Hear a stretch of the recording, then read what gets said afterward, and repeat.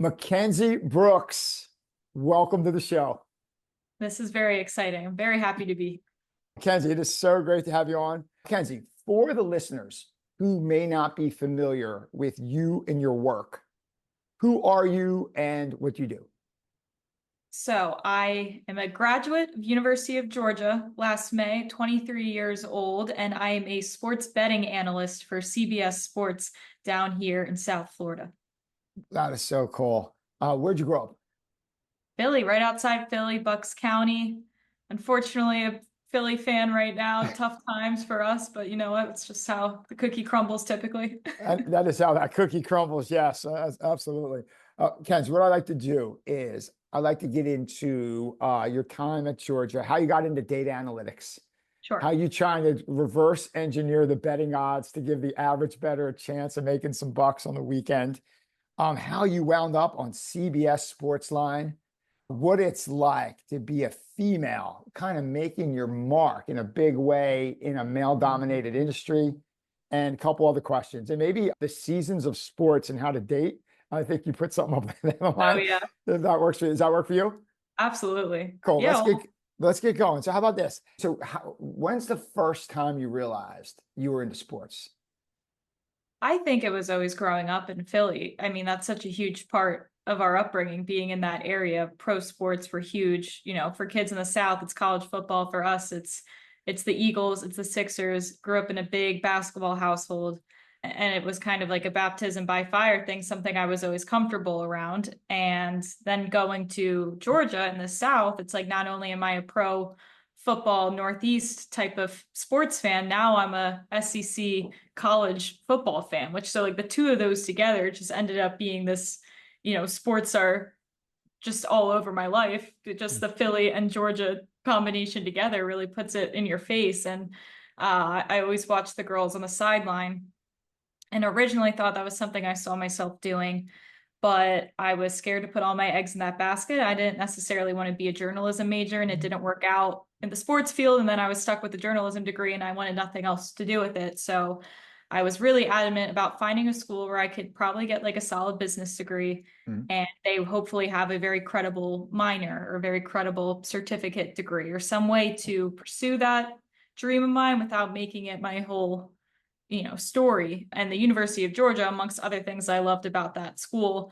had a very credible, great certificate sports media program in their Grady School of Journalism. So I was able to pursue a essentially computer coding major in the business school. Like it's called MIS, which is the bridge between the finance bro and the tech coding guy. And you're kind Mhm. of like the language, you speak accounting and finance, but you also speak coding, which is very great, sought after major, as years go on. But I was also able to do a sports media program. So I do my coding classes, then I go across campus and go play journalism for 2 days a week.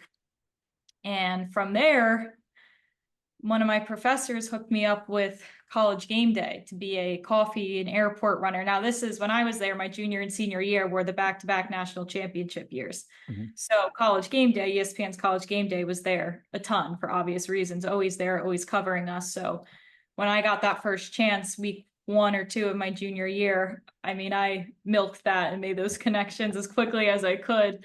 And sure enough, they end up back on campus 2 weeks later. They rehire me again just to do, I'm doing silly things, but I have, Reese Davis in my front seat for an hour and a half, driving him from the Atlanta airport to Athens. And that's really when you start to make those connections. And the producers got to know me well.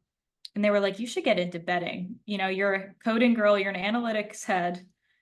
The line to be a sideline reporter's a million miles long. You'll have to Yeah. move to North Dakota and be a local sports anchor for a year or two, then move up the market. And I was thinking to myself, if this is the cheat code to skip those traditional steps that I've always mentally is what held me back from putting all my eggs in that basket, I'm like, I can do that. I'm from Philly. People bet. My uncle was a bookie. Like, I can do this. Like, and that's when Quick Locks came about, which was the social media page I did with one of my guy friends from my sports media program. And that was baptism by fire. I barely knew what I was saying.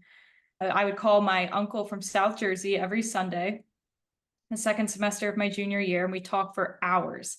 and he would explain betting to me, and we'd bet on the Sixers and the odds and all of those things. I'd sit in my room. My roommates are like, "What are you doing up there?" And I'm like, this is my betting 101 time with my Uncle Mark from South Jersey. I credit for a lot of my knowledge. So we really became a Barstool-esque account at Georgia. Got people knew me and my friend Taft. We were the betting people, and that started to build my brand of, oh, Ken's is into sports and sports betting, and that really built my brand at Georgia, and kids knew me there. But that showing that I took that initiative to get into betting showed ESPN that I was serious about their advice, and that ended up helping me get an internship in Bristol, Connecticut at the ESPN headquarters my junior summer, which So, that became big. yeah. So you're saying everything goes back to relationships, finding an opportunity, Oh taking yeah. advantage of the opportunity. So I see you doing some research on you. You wrote about you actually a little bit of journalism in your background. You wrote about women's gymnastics. You wrote about Mm-hmm. the Georgia golf team, right? You had Yeah, you covered yeah. them. So writing wise, did you think at some point you'd be a sports writer? Did that ever cross your mind? It did not, but I knew how important it was to be well-rounded, and that is so attractive to people hiring. And that's something our sports media program always preached. You want to know your way behind the camera, in front of the camera, how to write, how to edit, how to produce, because typically out of college, you will be expected to be a one-man show, when you go into that first low market job. So it's just attractive to any employer to know all parts of it, respect all parts of it. Working for the gymnastics account I worked for, I covered the Tokyo Olympics, and they had my boss, she hired me because she had to work normal our hours. She was working for NBC. She's like, I need someone to be up at Tokyo hours in the middle of the night, breaking news, tweeting from our account, live blogging, all this stuff. So I immediately, I think I was 19, and I'm out here breaking news that Simone Biles is like getting the twisties. She's dropping out of the Olympics. It's like the most crazy, it's like 3 a.m. our time. And I'm sitting here like literally in my bed watching the TV with my phone, like tweeting to hundreds of thousands of people. I'm like, this is baptism by fire type of energy. But if I never would have been into that if I didn't know that part is so important. The writing and the news aspect definitely just helps you overall in this industry. When game day would come to Athens, right? So you guys were ballers when two national championships. So you're there, you had the opportunity with them. How did you work the relationships are so big in the world, right? Like it's so big. How did you work that? How are you driving the people you needed to back and forth to the airport? Like how did all that come about? It was really, I think I've always come off as a very personable, people person. So I think that's why my professor looked at me as one of the people he thought would be great for that gig. But once I got my foot in the door, I really made a point every day to really engage with in a respectful way. I mean, they were there to work. I wasn't trying to take away from their time, but pick their brain about the industry, get advice from them. And I think a lot of times in this specific industry, when people are trying to meet the right people, they're looking at the bigwig faces on the camera, but those bigwig faces aren't the ones getting you the jobs. It's the producers you want to really get to know. It's the directors you really want to get to know. Those are the people that hire the talent. Those are the people's brains you want to pick and spend your energy on. So I really worked on developing the relationships with the producers specifically for College GameDay, because they're the ones who can put in the good name for you come internship time, in the summer trying to apply. But those are just, I would make a very adamant effort to be with them. When they came for the SEC championship, which was in Atlanta, I was like, I have a friend who lives in Atlanta. I'll be there anyway. I'd start to pitch myself, like, can I please come work for you guys? Yeah. I wasn't even looking for the money. I was just looking. And I think showing the initiative of when it's not just in Athens, like I want to be with them and continuing the momentum I have with them. And at that point, after Atlanta, they invited me essentially through the rest of the playoff run. They took me to Miami with them, and I got to do my same. So it was really the same silly jobs that I was doing, but they started to get to really know me through that full season. Yeah. And then they brought me back on that second season. And it's like, okay, I'm really, I know these guys well now, which was just showing the effort of wanting to be a part of their team in any type of capacity, I think was impactful. You have that thing that, like in business, sometimes they call it, in sales, they call it friendly assertiveness, where you were there, you were friendly, but you were sort of like, hey, I want to be part of this. Like you Mhm. leaned into the opportunity. It wasn't like you sat back and waited to be chosen. Mhm. You leaned in and said, pick me, basically. You know, Absolutely. that's fantastic. How about this? You're at CBS Sports Line now. What was Mhm. it like as a woman in predominantly a male dominated industry? So what were some of the initial challenges you faced going into like sports betting and just talking sports? What did you see? What did you feel? Sure. I mean, it all comes down to credibility, people questioning your credibility. Now, I knew I had an advantage of pitching myself as the data person, as the stats person. I wasn't trying to talk like I'm an 10-year veteran of the NFL. I'm not talking about the color of the game. I'm talking about trends. I'm talking about against the spread. I'm talking about in the past 7 matchups between these two teams, we're averaging this and they're averaging this. So it was playing my own game and not trying to play the game of other people in this industry that I know I am not the best in. So being able to pitch myself with this data Cody nerd style puts me in my own field to not really be compared to some of the other people in this industry. Now, I never ask for pity about being a woman in sports, specifically in what I'm doing, because I think that is, I'll be the first to admit, has helped me get a lot of places. People want to see young women in this because there's not a lot. Sometimes I know I'm the unicorn in it. And if Mhm. I was a guy, I wouldn't be a unicorn in it because there's a million Yeah. guys that look like, you know what I mean? So it definitely helped me get eyes on me, but then it's up to me to keep the credibility, show that I deserve to be in the room once I get in the room. And that's where a lot of just making my angle all data-esque. My job at CBS now is I'm basically the voice of the computer coding projection crew. So my Mhm. team is coders and we make, your fantasy football projections. That comes from my team, projecting scores, projecting player lines, things like that. And I call myself the Lorax of the coders. I speak for the nerds. And it's ironic, full circle, because my major in college was really being the bridge between the casual and the coders. And that's really what I'm doing now, is being the bridge between the scary data numbers and bridging it to the casual fan on air is really what's given me a career.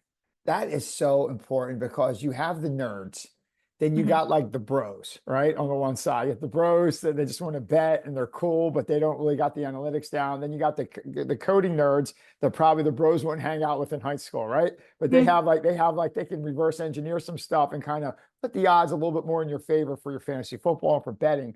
But you need a bridge. You need someone with credibility on both sides to connect the two to say, hey, they're worth listening to, and like, hey, this is data worth having, right?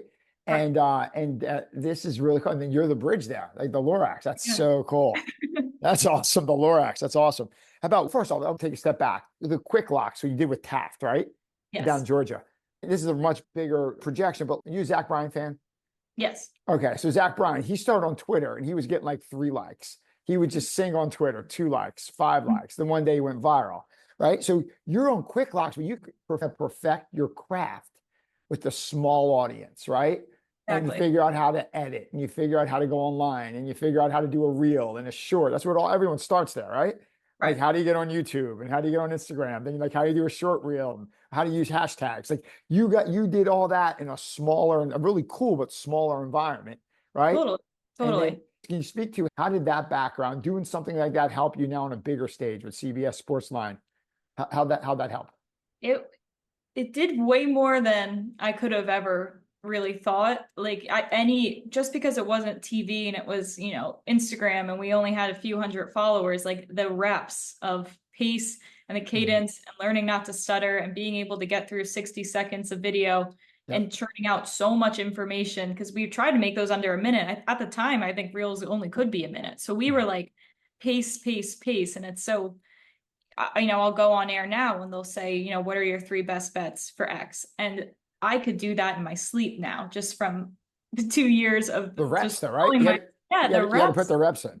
It like didn't matter. I was in a sweatshirt in my room doing it, but just putting myself on a camera, getting the reps in of speaking clearly, not mumbling, getting out 1,000,001 facts in under a minute. Mhm.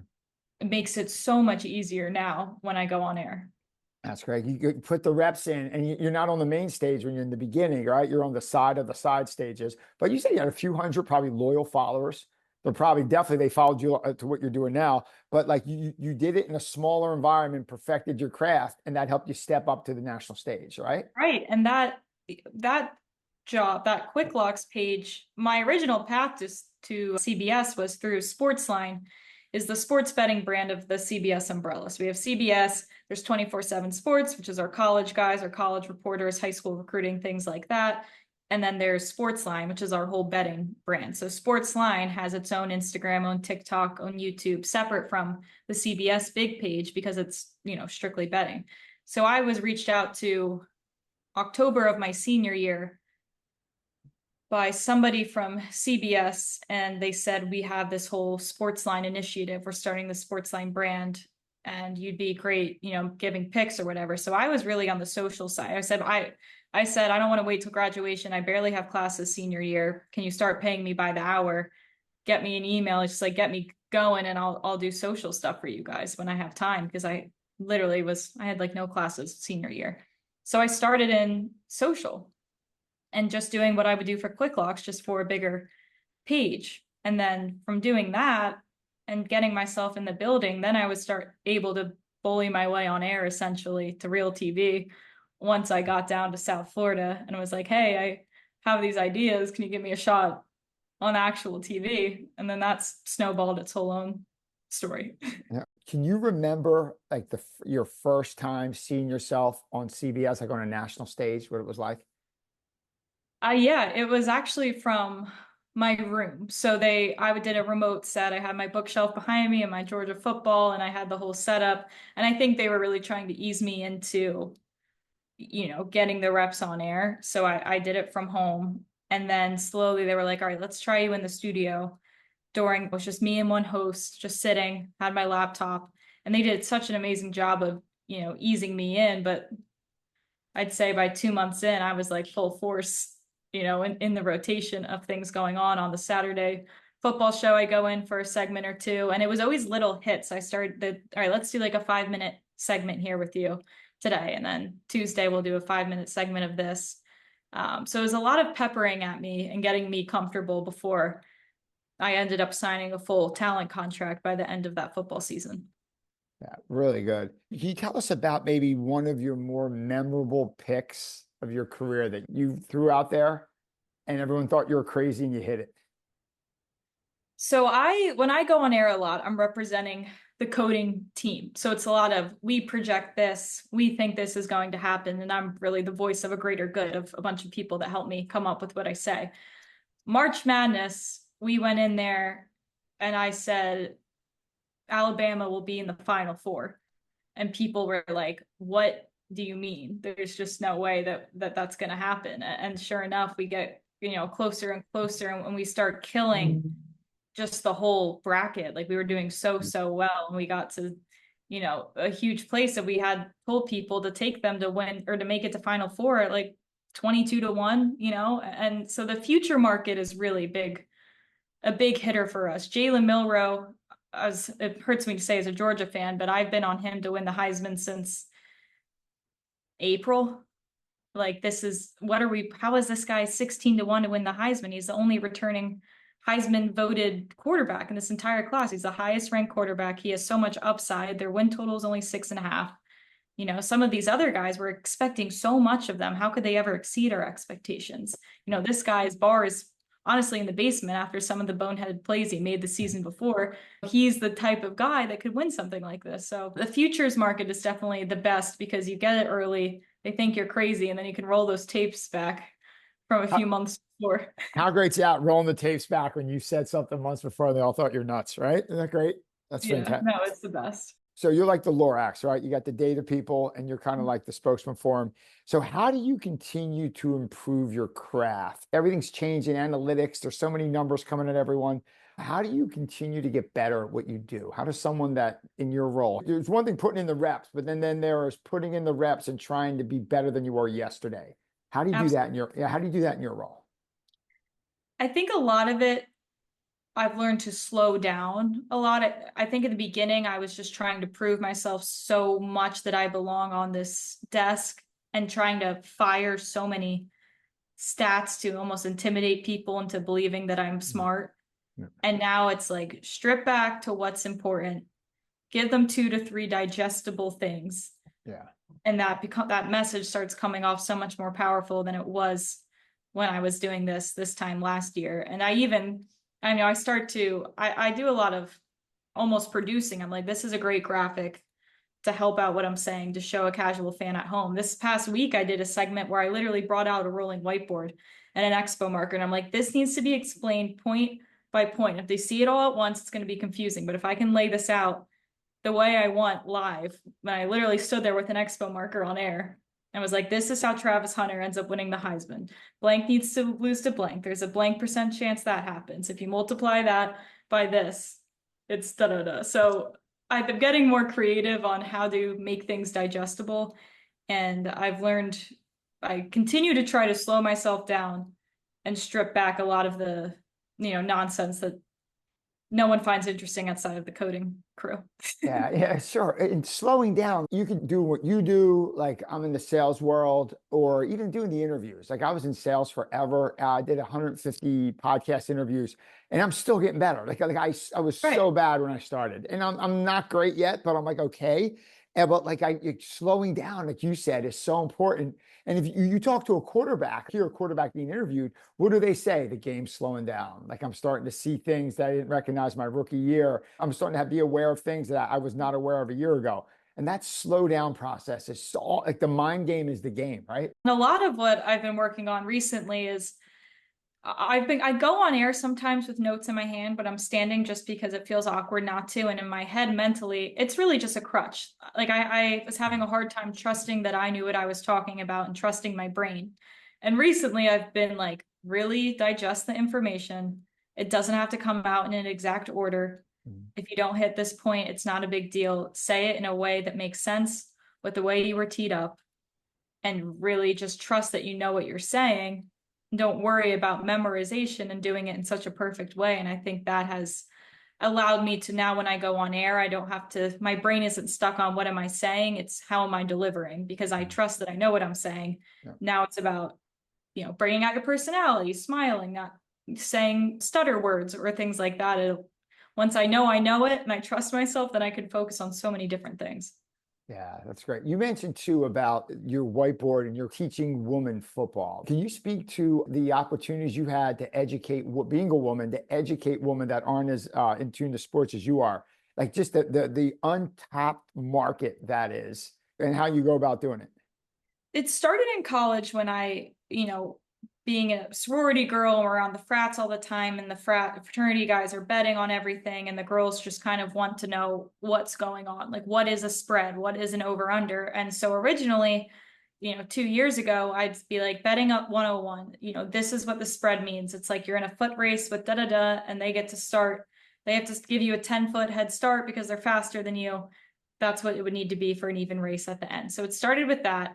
It did not pick up quite until Taylor Swift enters the chat. And Taylor Swift did phenomenal things for my career because she brought in a demographic like me that now wants to know sports. And I'm like, great, I know this game. I can do this. So I started, I guess it was this time last year when she really entered the NFL space, football 101 for Swifties. Meet the other Kens on the football team. There's Travis, here's Patrick, his good friend, here's so-and-so, and just explaining it in a way that they can internalize has been very powerful. And then it went from not just Swifties, but girls overall just wanting to know about their teams. And I'll do meet the enemy of the week. Here are the Chiefs playing this week. Here's the tea, here's the drama, and things like that have been very successful. And then starting to use a whiteboard. And I stand with a whiteboard and I've realized that's so powerful. And I'm just laying out positions on a football field. Here's a wide receiver. He's a kind of a skinny, lanky speed guy. Here's your running back. He's built like a rock. He has a whole different spiel on what he does. And people are asking questions and women are commenting like, my husband has tried to explain this for me for 5 years and you just explained it in 30 seconds. Yeah. And it just goes to show sometimes hearing it from woman to woman is like a whole different power, and it's been really, really fun. And I think probably the most rewarding thing I've done so far in my career is being able to help women, because they're so appreciative in the comments. They're like, I can't thank you enough. I can talk to my little boys now about football, and I've never been able to do that. So that's been a really cool experience. And I owe Taylor Swift a lot for bringing that on. Let's go, Taylor. You did such a good job. The video I saw on Twitter, you go like, and here's the yellow line. And Travis and Pat have 4 chances to pass this yellow line, or they have to kick the ball. Like, it's really, Right. you break it down to like just the very basics. Like, you're not overcomplicating it, but you Mhm. explained it. And you said sometimes they have to hear it from a peer. Like, if their husband tells them something, like I could tell my wife the car's blue and she's not Mhm. going to believe me. But if her best friend goes, "Oh, that's a blue car," she goes, "Look, it's a blue car." Like you want to Right. hear, yeah, you have more credibility coming from woman to woman, right? I think sometimes from a man, talking down is the wrong word, but sometimes it feels like less of a safe space to ask Yeah. questions. Like, it is a safe space on my account to ask the wildest questions. But sometimes it's difficult for me is, like I said earlier, I go from my 9 to 5, which is like arguing with Damian Harris and like Danny Cannell and these like large names, and talking about the deepest analytical things, and then having to like completely rewire my brain and be like, girls don't know what a wide receiver is. Like, Right. and like Yeah. really just like it's so funny going those two sides of my brain fighting each other, because I'll think everyone knows X, and then I'll have my girlfriends be like, no, Kenz, we don't even know what that means for you to explain. Yeah. So it's been really fun to try those two different things. That's excellent. Another video clip that I saw online doing some research I thought was really good. You did like the stars of the dating season, like summer, fall, and like what's good, what's bad. Could you just like, touch on that? I thought that was excellent. Yeah. Well, there's so much that goes on the sports calendar year, and I don't think girls have ever had it explained. This happens in this season, this happens in this season. Anticipate your boyfriend to be completely dialed into the TV from this month to this month. This is when you take, July, that's your month. Take advantage of XYZ. This is your freedom before fall, where they're completely off the grid again. But it's funny because it's like clicks something in girls' brain. To see it visually makes so much more sense, and to show the slivers of windows of where they are the most free, and explaining the sports calendar year was both funny and actually very beneficial for some females. Actually, you're funny, but what I thought was so good, you're like, all right, in fall, here's the bad news. It's not just Sunday, it's Monday, Thursday, Sunday, and it's 1, 4, and 8. And then don't think you have Saturday off because it's college football from the moment you wake up till they go to bed. But then you said something about Friday nights. If he's not giving you Friday nights, he's got a Oh gambling yeah, problem. yeah, gambling problem. Yeah, if you're watching, unfortunately, Friday Night Football has gotten substantially better this season than it was in the past. But in the past, I'd be like, I mean, if That he's was betting, Hawaii versus Wyoming or something. Yeah, it was bad. yeah, Yeah, he used to yeah, be yeah. terrible. Now Horrible. we Yeah. got the Miami game. So And yeah, now you're really screwed. Now there is actually an answer. you had a pretty rapid rise from we're talking Philly to Georgia to like you're driving people to the airport to the quick locks. All of a sudden you're on CBS, you're on a national TV show with people that played in the league.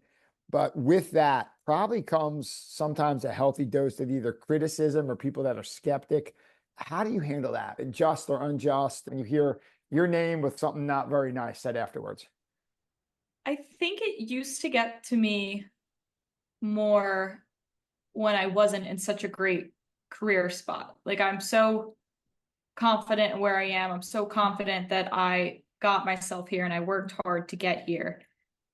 And I have such an amazing job. And typically the comments are people who couldn't get here. So it makes me, I am in a spot where I'm self-confident enough that I know what I'm talking about. And I really believe in what I'm talking about, that it's easier to shut people out. Now, what's really hard about the betting space specifically is you are black and white, right or wrong. Your bet either hits or your bet doesn't hit.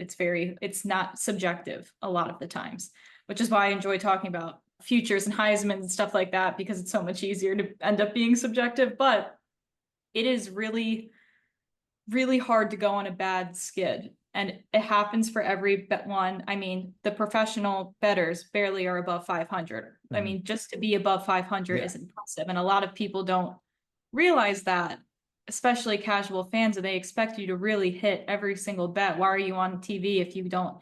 And I'm like, it's just, if you are betting and giving out as many picks as we do, it's really hard to be anything better than around 500. And that goes for anyone, the best of the best. I talked to Chris Felica, he's the Bear, the Mhm. ESPN guy. Like, Yeah. even he sometimes is just going 500. And he tells me, like, Ken's like, that is the space you're in. You know, betting has ebbs and flows, it has peaks and valleys. And no matter who you are, that is the nature. So that is where I get the most down on myself, because it just sucks to not hit your bets. And Mm. people, I mean, that is, I have direct correlation of people following and unfollowing me on Mhm. Twitter sometimes of that, because my Twitter following is really people looking for to make money off what I'm Oh yeah, saying. they're trying to make money. They're I mean, I'm a using. financial advisor on You're Twitter. And the. on TikTok, I'm like Swifty 101 football. It's like I You don't know seriously, what. there are some people out there that are using you as their financial advisor because they're betting Yeah, probably more than they should of their paycheck. right, And let's get to betting real quick. If you said back in the day, our uncles were bookies, right? And you'd call right. somebody in South Jersey, South Philly, and they'd Mhm. take your bet, and then you'd either hand it off to them at the coffee shop, or you'd collect at the coffee shop, right? Or Dunkin' Donuts. But now it's like you just do the app, and then you could bet on, does Bryce Harper hit a home run? How Mhm. much does Georgia beat Alabama by? Like now it's just like everyone can bet at the touch of a button. Huge. Great and huge and crazy all at the same time. Where do you see two questions? Where do you see the betting going? Like the industry has just so changed in the last 5 years, like 2 years Right, probably. totally. Where do you see that going? And then where do you see your career going from here? So I think we will hit a point in the next 5 years where betting becomes a very big part of the in-game broadcast. I think there will be somebody on the sideline, maybe not the sideline because that gets into toying with insider information, somebody in the in-game broadcast that is talking about lines, talking about line movement. Because here's the thing, even if you're not betting, there's so much valuable information in what the odds makers are telling you. If there is steam from one team to the other team, it could mean there's an injury, or that could mean da da da. Like there's so many storylines. It doesn't have to be you putting your money on it. But I do think there will be someone at halftime. Say your wide receiver one gets injured. Here's a player prop, live prop to target for the second half. So and so should see more targets. Things like that, I think, will be part of the in-game broadcast, because once it becomes legalized across the country, these national broadcasts won't have such a hard time. I think we're so close, considering like DraftKings and NFL are partners. So I don't know. Personally, I'm like, what are we waiting for? You know, half of America is watching this with money on it. And that's how you get people to watch these uglier games, you know, these not Yeah. sexy primetime games. That's how you're getting people to watch Tuesday night Maction, you Yeah. know, it's because people are betting on these games. And I think we need to play into that a little bit if you want some more viewers. And that's why I think this is a little bit of a rant, but the NBA regular season, they do such a poor job of getting injuries to us early enough to talk about it from a betting perspective. You could go the whole day, you know, making bets on whatever it is, and then 7 minutes before the game, Joel Embiid, it's like, I'm sitting, I don't want to play. And it screws your whole, You're done. I Yeah. mean, everything I talked about from 10 a.m. till 6 p.m. is like out the window. And Mhm. that turns people off. Your only audience in the NBA regular season is bettors. Yeah. So when you start to make bettors unhappy, you are losing your entire regular Yeah. season audience. So Is there it's anything more? I'm sorry, go ahead. no, that's the end of my rant. Now, is there anything less relevant than like a Wednesday night in November in the NBA? Like you have Cleveland playing Detroit, barring that their star player doesn't go out for the season. It's the most irrelevant thing out there. Like it's crazy, right? But Yes, the betting though has people. The numbers have to be up for the NBA because people are betting and they want to watch to see if their bets hit, right? absolutely. Yeah. Yeah, So they need to make us happy, or else they're losing yeah. their views. Yeah, also, what I noticed too, so I was at the last Phillies playoff game, and Mhm. one thing I noticed is that not only when people on their phones, like you video it and they want to send it to Barstool and they're the ones that catch Harper or Mhm. Castellanos hitting the walk off, they're placing bets during the game. Like, Mhm. like literally, you'll see people like they're betting on something that's happening in the next inning. Like I've Right. seen that multiple times where they jump on DraftKings or whatever app they're using, and they actually like I see people betting during the game as the game's going on. That's something I never saw before. Like that's part Amazing. of the experience in paying hundreds of dollars to go to a playoff game, and you're betting as it's going on. Right? And now we're getting to a point where I think we'll see, and it's starting to happen. I don't think they need to wait for more legalities to happen, but there's, say, you know, the Manning cast, where it's Mhm. the same primetime game, but you have the two brothers. They should be doing that with, and they do it in some capacity with handicappers, and Mhm. being like, all right, let's take this live bet. And everyone's watching together, and you got people in a room live betting and streaming to people at home on the couch, is definitely something that's done and will probably grow bigger and bigger through the next few years, I think. Absolutely. Where do you see your career, say 5 years from now? Where do you see your career? I really love what I'm doing and am passionate about the data side of what we're doing. And I believe in what we're doing. I just think I can do it at an even bigger level. I think it'll start to be part of the national March Madness broadcast. And I'd love to be up there with a wall behind me of here's our models, projected bracket, blank has this percent chance to win. You know, there's value on them to make it to the Final Four. So I really would say I believe in what I'm doing and the content I'm doing. I just think it'll start to be done at a bigger level, and hopefully I'm the one doing that. And I think I would love to eventually be part of an in-game broadcast talking about second half bets or projected score. There's value on this money line, there's value on this spread. And now that's the one side of my career. The other side is the TikTok and the Swifties, and there's something Yeah. so valuable about that I could see myself doing a Manning-esque broadcast for the girls and being Yeah. like, this is what this yellow line means. Here's where Travis Kelce is lined up. That means he's probably going for a long shot, da da da. And like breaking down this game for women and watching with them and like holding their hand through that process, I think would also be there's a lot of upside in that women football world. That is crazy upside because every time I try to explain the game to, like, say, my wife, she tells me I'm talking down to her, or like, you're not Right, talking right. down. I'm like, oh, I sound frustrated. I'm not frustrated. I'm trying to watch the Eagles play Dallas. I'm trying to explain what a 3rd and 17 is, right? It's not a great game to explain this to you. Like, let's watch Detroit play the Packers at Exactly. 4 o'clock, and I'll be way better to explain it. But that would be a great broadcast where you're on there. And it's Mhm. for the women that want to watch football but have no idea what they're watching, right? Mhm. Have a very minimal understanding. And you could say, all right, now that would be phenomenal. You say, here's the orange line. This is what they need. They have 2 more chances. I think Yeah. that has a lot of legs to it. I mean, I think that is a lot of potential. Yeah. So those are the two big. I believe in myself to be able to hopefully do both, but I mean, Yeah. it's sometimes I'm like, which side of this do you want to pursue? Because there really is a big part of me that's like, there's so much there with teaching the women football and else all sports. I mean, I've done it for March Madness. I take out my laptop, I do a presentation. I'm like, here's how March Madness bracket works. This is how we get to 4 teams. Yep. And, you know, it works for every sport. And girls want to know, they're just too afraid to ask. It feels too far gone to ask some questions sometimes. And I Yeah. think I'm allowing a space for that to not be Yeah. the case. I train jujitsu, like my mat's behind me, right? Jujitsu people are notorious for, we'll train with someone for 6 months and not know their name. And we'll see them 3 to 4 times a week. And it's way too late to ask them what their name is. Right, You right, know, right. you're like, oh my God, can you ask him what his name is? Because I should know, because I've been in the room with him 170 times, but I don't remember his name. We just slap hands and train, right? But like you say, at some point you're beyond the point of doing that. That's Right. you could be that person for football. And another big part of it is just going out on the weekends, and there's like the same game on all of these bar TVs, and you just kind of want to know what's going on, why everyone's so angry and watching and Mhm. dialed in. Like, what does this game mean? And you Yeah. know, I'll try to, or I'll do a debrief of Sunday night. I'll be like, okay, this is what happened in football this weekend, so that when you go into work on your Zoom call Monday morning and everyone's talking about X, you know what's going on. Like, here's the Yeah. clip to get you through a conversation. That's so good. Let's just move this over to a part of the interview we call Share Your Secrets. So our listeners get to know you a little bit more as a person.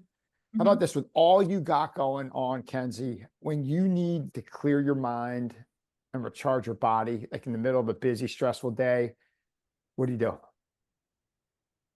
If it's at the end of the day, I am lucky enough to live near the beach. So I'll find myself there, even if I just go, you know, in my sweats, but just putting my feet in the sand. Journaling is very good for me as well. Mhm. You got me in football season where there literally is there's not a second, which is something I'm struggling with, but I need to be better at like making time for myself. The issue is in this industry is like you know, I go in a version of 9 to 5, and then you kind of have to watch the games at Mhm. night. Yeah. know what's going on. And then it's 11 o'clock and I put myself in bed, but I'm still checking the scores on my phone. And like, that's like the last thing I do before I go to bed, which creates an unhealthy cycle that I am this season trying to better myself as. But Sunday is my quote unquote day off. And although I should be watching a lot of football, I really try to like not Mhm. watch too much because this year I'm part of that college football 3 hour pregame show. So college football is more my baby than Mhm. NFL is this year. So I try to just cook, meal prep, like things like that. I really like feeling like I'm resetting my apartment, cleaning, um, calling my college girlfriends, like catching up with people is a very good therapy That's for. that's great therapy, isn't it? Speaking to your college roommates, and that is awesome. Where do you guys record when you guys do college game day? Where's the studio? Fort Lauderdale. So In we have, Laura. yeah, so CBS Sports HQ is what I'm on, and that is all of your streaming services. So Yeah. YouTube TV, Hulu, Paramount. It's what plays on the app when you open up CBS Sports Yep. app. And streaming to me is the future. And as much as the dream is always to be on, big broadcast cable Yeah. TV, I don't know how much time's left for that. Yeah, it's taken. Everything's gonna be streamed, and you watch it when you want because everyone's so busy. Like it's Mhm. so funny. Like 20 years ago, if you missed the show, like you had to either put a VCR tape in, or it was like you missed it, right? Or you just missed it. Right. Like now, it's like you could watch all 10 episodes at one night, or watch it 6 months after everyone else watches it. Like it's Right. crazy. It's streaming's the world. The whole It world's is. gonna be streaming. How about this? Who was your influence growing up? Who do you look up to? In this field, Erin Dolan, who is she's really the only other female in this space. She's a young Philly girl. And when Mhm. I was around a junior in college thinking about, do I get into this betting space? And I saw her doing it at a successful level at ESPN and still does and doing a great job. If I didn't see her doing that, I don't think I ever would have tried to go down the betting path specifically, truly, because there's no one else, no other female doing that on air. If you got to know her? Yeah, when I interned at ESPN, I got to talk to her a good bit. And she's a Jersey Shore girl, so she's Yeah, yeah. around on a lot when I'm there. Yeah. That's so cool. So cool. How about this? What advice would you have for maybe there's a girl in high school watching this and they would love to get into that industry? What advice would you have for them? I think the best thing to do is find a niche. It doesn't have to be betting, but if it's a specific, do something nobody else is doing. Be the hockey expert, be the lacrosse expert. You can bet on hockey now. And then again, it doesn't need to be betting. Like be the tennis girl, be something, be a one of one try to be as much as you can. And then once you get your foot in the door at a company, then you start to open up. A lot of these networks, they don't care about, for sidelines specifically, they don't care about you being a niche knowledge of one sport. They just care that you're great at what you're doing. So Laura Rutledge will do football and then she can do WNBA and then she can do NBA. So with that said, you might as well get your foot in the door being the soccer reporter. And then once you're there and show you're good at reporting, Mhm. then you can start to open doors for yourself the other way. So I think we really live in a world where you can skip the local news step now with social media, put your own face out there, Mhm. start putting tweets out there, even if they're silly, like start building that personal brand and find something that makes you as one of one as you possibly could. That is so great. Just to recap, find your niche, be a one of one, put the reps in like we spoke of earlier, like maybe your version of quick locks. So you were doing it to 150 people in the beginning, but then again, you worked your craft. You just learned how to do everything, produce, edit, go online, Yes. hashtag SEO. You learn all that. You learned how to write, all of that. Then you just build your brand and you go somewhere and then you prove yourself. And then you find Mhm. yourself other opportunities once you're in the room. You earn the Right. right to be in the room. Then once you're in the room, you can go to different rooms, right?